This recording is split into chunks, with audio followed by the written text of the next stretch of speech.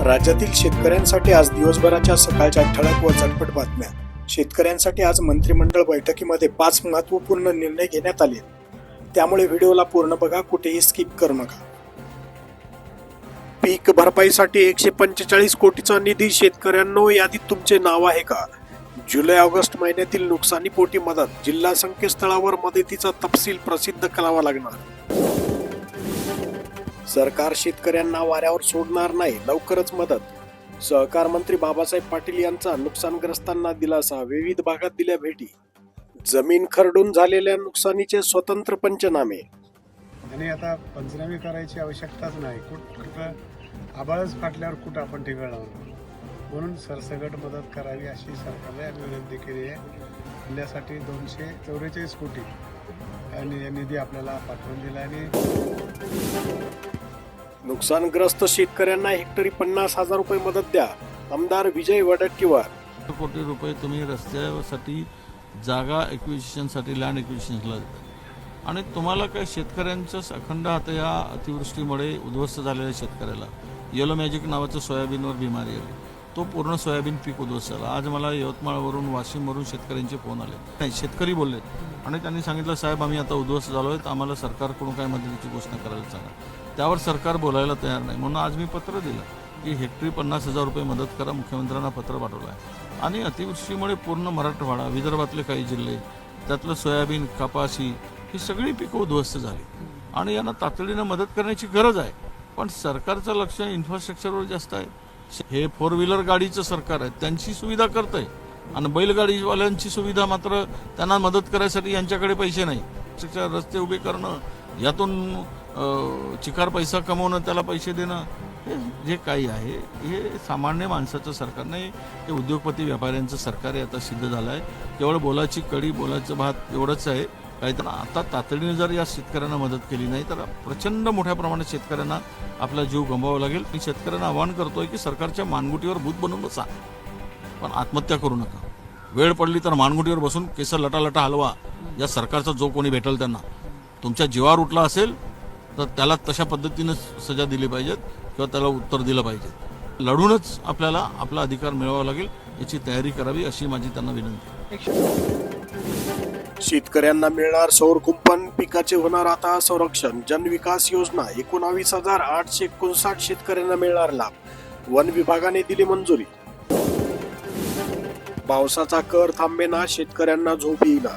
कृषी विभाग म्हणतो हदगाव तालुक्यात केवळ 33% नुकसान. कापसाचा हंगाम लांबला. नोंदणीसाठी महिनाभराची मुदतवाढ. 31 ऑक्टोबर डेडलाईन. CCI साठी कपास किसान मोबाईल ॲपचा वापर. पात्या बोंडाची गळ, आता बोंड सळणे वाढवली शेतकऱ्याची चिंता. शेतकऱ्यांसाठी आंदोलन, आम्ही दंगेखोर कसे? उद्धव सेनेचा संतप्त सवाल. राहुल सातपुतेंवर आरोपाची राळ. CDR तपासण्याची मागणी.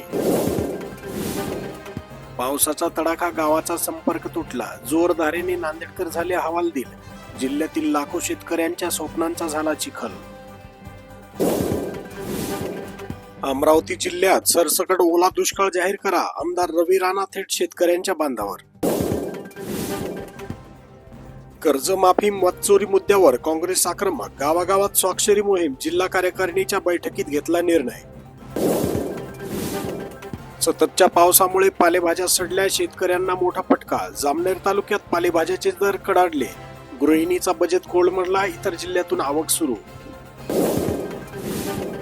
हेलपाटे वाचणार. गावातच 7 बाऱ्यावर होणार फेरफार. महसूल विभागाचा सेवा पंधरवाडा.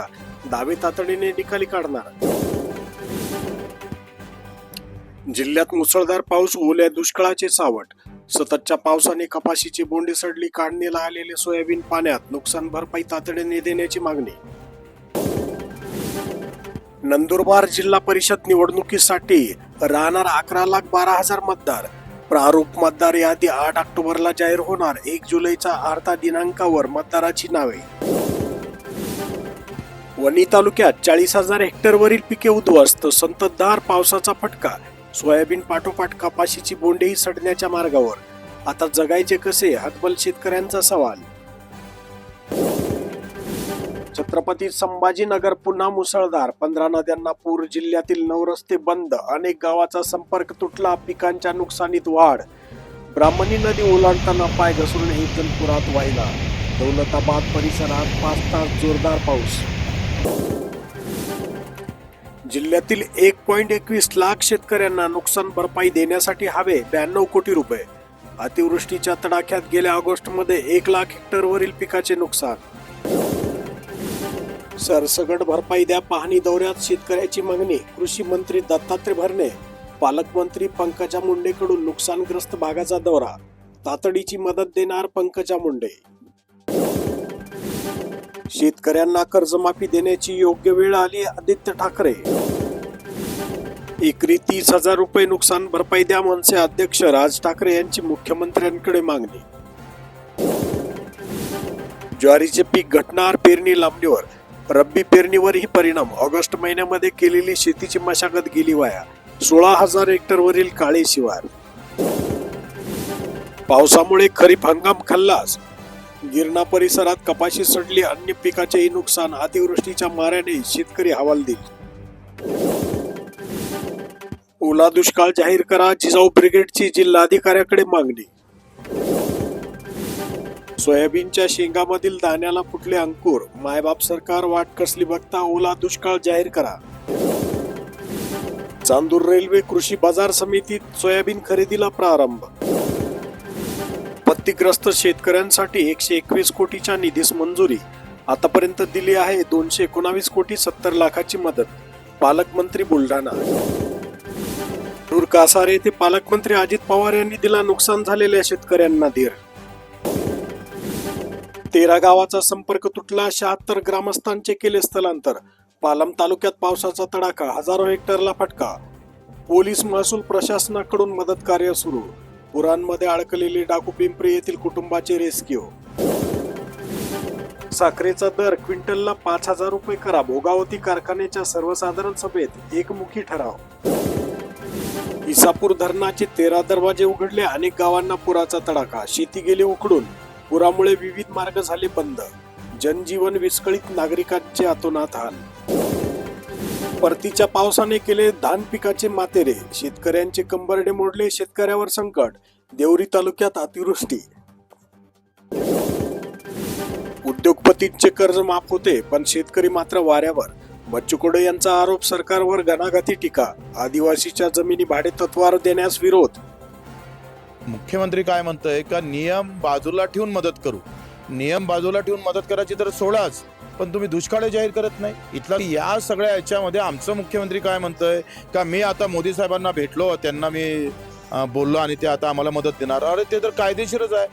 राज्य राष्ट्रीय आपत्ती व्यवस्थापन नियमच आहे. 2005चा नियमच आहे का आम्हाला ते द्यावंच लागतं. मोदीजींना द्यावंच लागेल तो.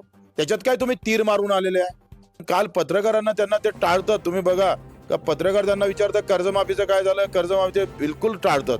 कर्जमाफी द्यावं लागेल तुम्हाला. तर इथल्या प्रशासनानं जर अहवाल पाठवला का नाही पाठवला ते सांगितलं पाहिजे ना. मग दुष्काळाचा शासन निर्णय काय काढत नाही सरकार, त्याला काय अडचण आहे. म्हणजे तुम्ही पंजाब सारखं लहान राज्य, तिथं मृतकाला 6 लाख रुपये दिलं जातं. प्रत्येक शिवारावर जाऊन थोडे पंचनामे होते. सरसकटच जाहीर करायला लागतंय. सरसकट जाहीर करायला पाहिजे हो. तुम्ही एक काय शेत पाहणार आहे का तुमच्याजवळ मनुष्यबळ एवढे तलाठी आहे, कृषी सेवक आहे. तुम्ही प्रत्येक शेतावर जाऊन पंचनामा करू शकता. लबाडी सुरू आहे. लबाडीच आहे.